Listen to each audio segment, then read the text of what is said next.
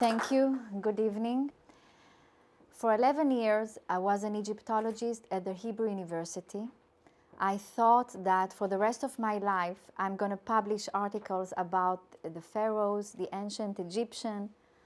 And after 11 years, the Hebrew University decided to close the department and to transform the Egyptology into a small branch of the Near Eastern studies. I was lucky enough to go to Washington with my husband, and then I decided to take a different journey in life. This time it was organizational development, and I fell in love in this field.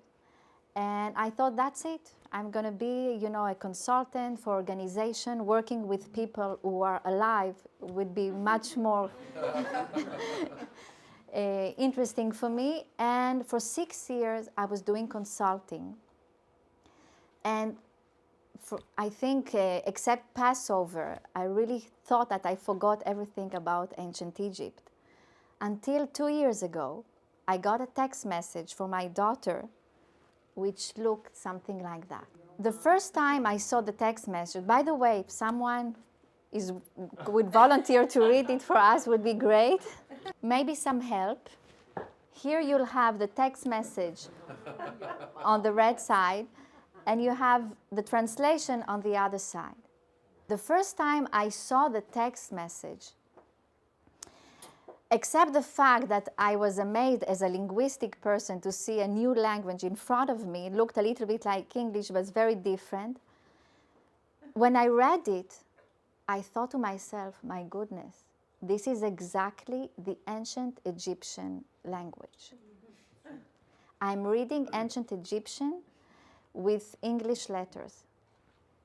Time passed and more things happened, and I started looking around me and see what is happening today to the language all over the world, not only in English, but it happens in Hebrew. In all the language are actually going through the same process.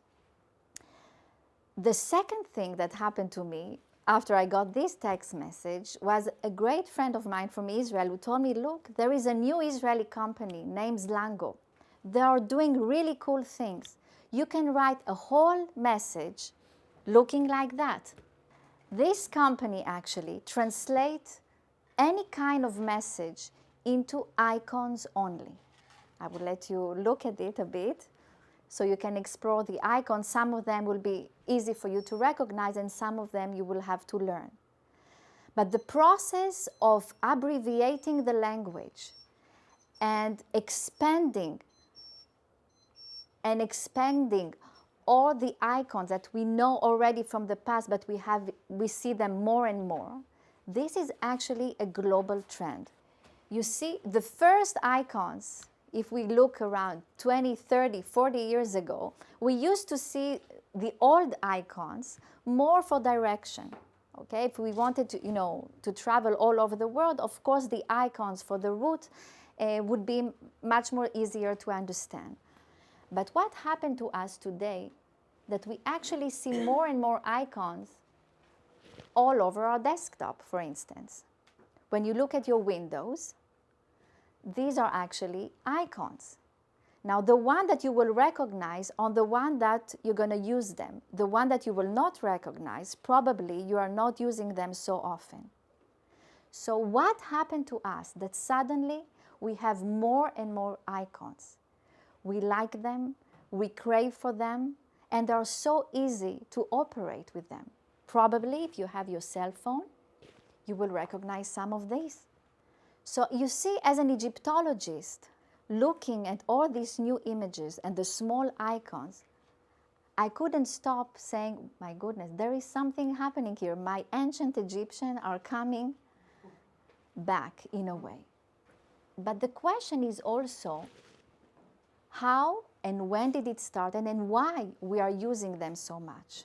So the interesting thing happened, and I have to say that Boris is here, right? Where is Boris? Last time I gave a lecture at Bina about it, and Boris was telling me, Galit, when I heard your lecture, I couldn't stop thinking about 1984. And the interesting thing about it, that in 1983, we actually launched, the first Macintosh was launched. The first icons were launched in 1983. Why in this year? Is it close to 1984? The one that knows, of course, Hebrew, you know that in the time of 1983 and 1994, people were speaking about Tashmad, right? The destruction, perhaps, of the world. So maybe the world was not maybe destroyed, but there was a restart of an ancient concept of the language. In 1983, we actually came back to the first phase of the human language. 5,000 years ago, the ancient Egyptian invented a system based on icons only. But you see, the icons that the ancient Egyptian used were much different than the icons we are using today. The world that they represented was the world of birds, of agricultures, of different gods. That's why the icons that you see at the Egyptian are different than the icons we use today. The power of an icon, that he actually represents your daily life, the thing that will be most common to you. You don't need to go to school in order to understand the icons that you have on your cell phone. This is the power of the image. Once you need to go to school and it becomes more difficult, then there is a rejection.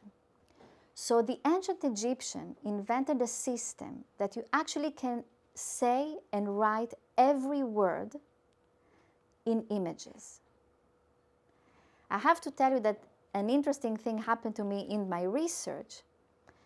Till now, most of the Egyptologists still believe that only 7% of the ancient Egyptian knew how to read. And this 7% is perceived to be the high top of the class of the ancient Egyptian, the priests themselves.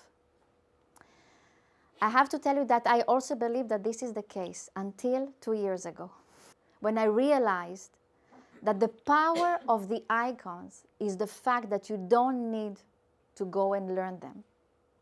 If they are part of your daily life and your culture, it's very easy to understand what they mean. But once you are not part of this culture and you are so far away, it becomes a secret code. For some of you, the text message of your kids, believe me, are a secret code for you. And that's why they like so much to use them. The icons that you use are not a secret code for you. So you see the power of this language, that it can connect so many elements and so many cultures together through a single picture. But the ancient Egyptians were very sophisticated with their icons. You see, let's learn a little bit how to read an Egyptian icon. The first phase of an Egyptian icon is what you see is what you get. It means if I see a picture of an arm, it means an arm. The second level would be, you know what? We take the same picture, but this time we omit completely the meaning of the arm and we just use the sound of it, which is de, or in Egyptian, ad, which reminds us very much of the Hebrew word yad, the same origin.